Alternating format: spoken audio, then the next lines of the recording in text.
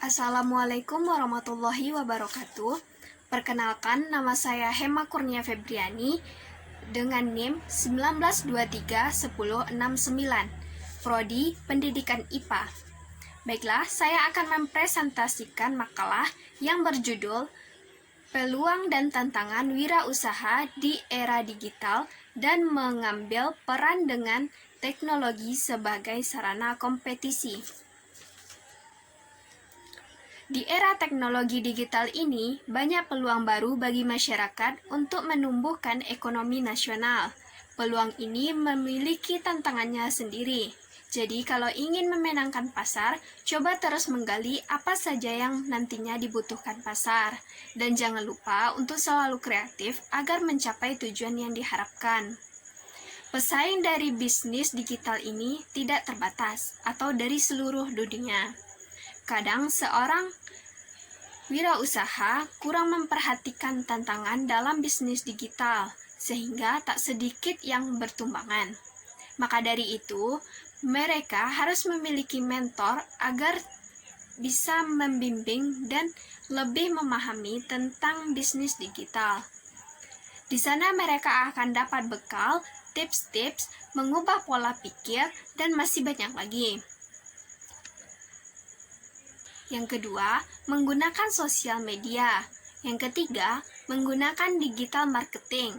Digital marketing adalah aktivitas promosi sebuah brand ataupun produk atau jasa menggunakan media elektronik atau digital. Jika Anda tidak bisa menggunakan digital marketing, Anda juga dapat menggunakan jasa perusahaan e-commerce yang menjual jasa digital agency yang dapat membantu mengembangkan bisnis Anda. Yang keempat, mobile friendly.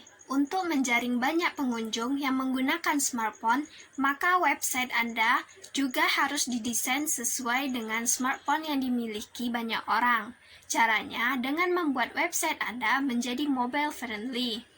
Kemudian, aturlah informasi yang ada dalam website Anda menjadi selalu update, menarik, dan memiliki tampilan yang fresh. Kelima, menggunakan aplikasi. Dengan aplikasi, Anda dapat menghemat biaya, waktu, tenaga, dan juga memberi kenyamanan dalam penggunaannya. Keenam, inovasi. Buatlah produk atau jasa Anda berbeda dan istimewa dari yang lain. Ketujuh, memberikan pelayanan yang terbaik. Selanjutnya, e-commerce. E-commerce merupakan aktivitas penjualan, penyebarluasan, pemasaran produk, baik itu barang atau jasa, pembelian, dengan memanfaatkan jaringan telekomunikasi seperti internet, TV, dan jaringan internet lainnya. E-commerce memiliki transaksi secara online dan pertukaran data secara elektronik, serta pengumpulan data yang otomatis. Menurut Loudon tahun 1998, pengertian e-commerce adalah suatu proses yang dilakukan konsumen dalam membeli dan menjual berbagai produk secara elektronik dari perusahaan ke perusahaan lain dengan menggunakan komputer sebagai perantara transaksi bisnis yang dilakukan. Jenis-jenis e-commerce. Yang pertama, business to business. Transaksi ini dilakukan antar perusahaan atau jenis usaha. Yang kedua, business to consumers. Proses transaksi yang dilakukan antara produsen barang atau jasa langsung kepada konsumen akhir. Ketiga, consumers to consumers. Transaksi barang atau jasa yang dilakukan dari konsumen kepada konsumen. Keempat, consumer to business. Transaksi jual beli produk atau jasa dilakukan dari konsumen kepada perusahaan. Yang kelima, business to administration adalah jenis e-commerce yang menjual produk atau jasa kepada lembaga pemerintah. Yang keenam, online to offline. Ini adalah jenis bisnis baru di mana produsen menggunakan dua saluran, baik itu online maupun offline. Keuntungan bisnis e-commerce yang pertama, tidak ada batasan geografis, biaya lebih terjangkau, memudahkan pencarian bagi pelanggan, menghemat waktu, buka 24 jam, mampu meningkatkan market exports, mampu meningkatkan customer loyalty, mampu meningkatkan supplier management, mampu mengurangi biaya operasional, dapat mempersingkat waktu produksi, manajemen persediaan otomatis, dan mempermudah pembayaran karena dapat dilakukan secara online. Kekurangannya, yang pertama, hanya mengandalkan teknologi dan informasi yang kuat. Jadi, Anda harus memiliki dukungan perangkat yang memadai seperti ponsel pintar, komputer atau laptop, dan jaringan internet yang kuat. Jika terjadi masalah dengan internet, maka Anda tidak bisa melakukan transaksi penjualan. Bisa saja konsumen langsung mengalihkan transaksi hanya karena sistem pelayanan Anda kurang bagus. Perangkat elektronik bisa menjadi pendukung kelebihan dan kekurangan bisnis e-commerce. Kedua, belum ada peraturan atau undang-undang yang mengatur bisnis e-commerce. Yang ketiga, rawan penipuan. Maraknya penipuan transaksi jual beli online menjadi salah satu momok tersendiri bagi pelaku usaha yang jujur. Konsumen yang memiliki pengalaman kurang bagus bakal malas melakukan pembelian secara online, apalagi budaya pasar menolak sistem perdagangan secara online yang tidak memberikan kesempatan pada konsumen untuk menyentuh barang secara langsung. Misalnya, Anda menjual baju dengan material sifon, katun, polister, dan lain-lain, sedangkan konsumen masih minim pengetahuan terhadap jenis kain tersebut. Yang keempat, produk asli tidak sesuai dengan gambar yang ditampilkan di website. Banyak konsumen yang mengeluh transaksi jual beli online karena produk asli tidak sesuai gambar di website. Apalagi produk asli menggunakan model yang ganteng atau cantik sehingga konsumen terpikat. Sedangkan produk yang dikirim ternyata tidak sesuai dengan hasil pemotretan tersebut.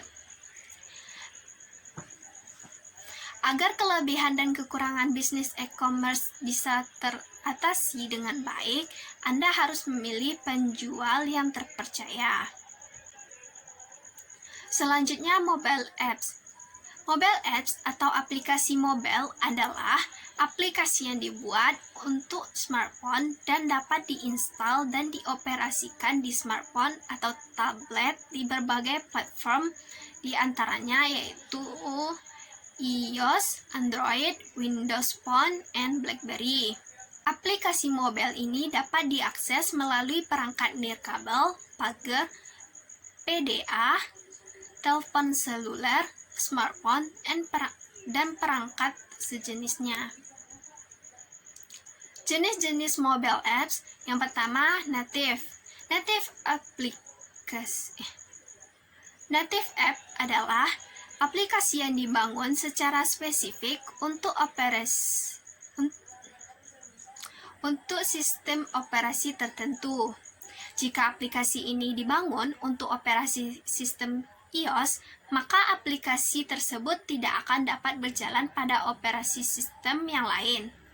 Keuntungan utama dari jenis aplikasi ini adalah performanya yang tinggi serta memiliki user experience yang baik karena developer mengembangkan aplikasi ini menggunakan UI dari perangkat native. Secara keseluruhan, aplikasi ini menawarkan pengalaman pengguna yang lebih baik karena dapat bekerja dengan cepat, responsif, serta distribusi melalui App Store. Yang kedua, web. Web berjalan menggunakan browser dan biasanya ditulis dalam HTML5, JavaScript, atau CSS. Karena aplikasi menargetkan browser, maka web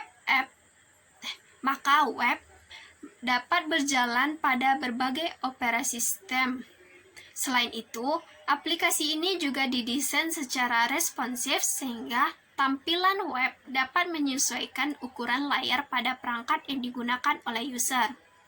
Ketiga, hybrid. Hybrid dapat dikatakan sebagai kombinasi dari dua macam aplikasi, yaitu native dan web. Aplikasi hybrid memiliki dua bagian utama. Bagian pertama adalah kode backend, dan yang kedua adalah native shell yang dapat diunduh dan memuat kode menggunakan tampilan web.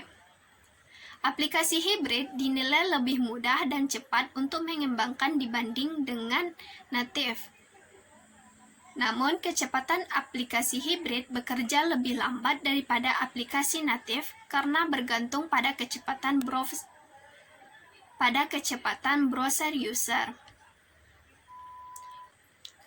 Yang pertama, nyaman. Menyediakan akses cepat dan mudah konsumen karena berada pada perangkat mobile mereka. Yang kedua, konten.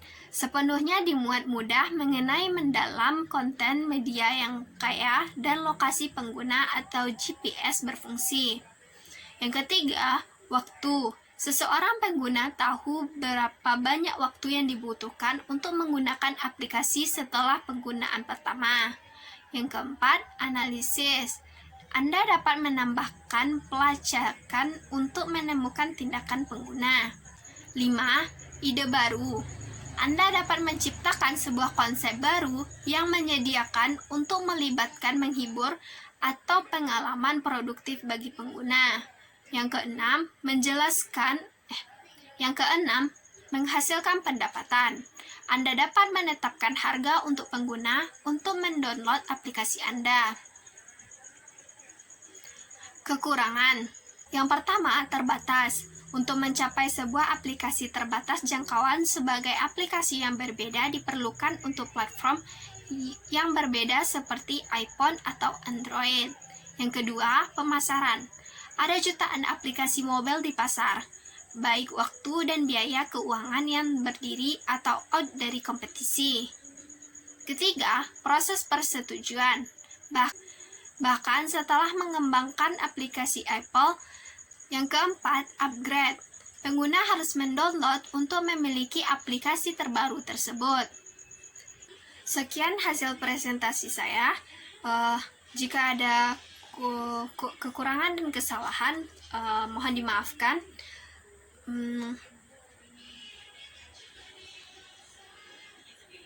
Wassalamualaikum warahmatullahi wabarakatuh.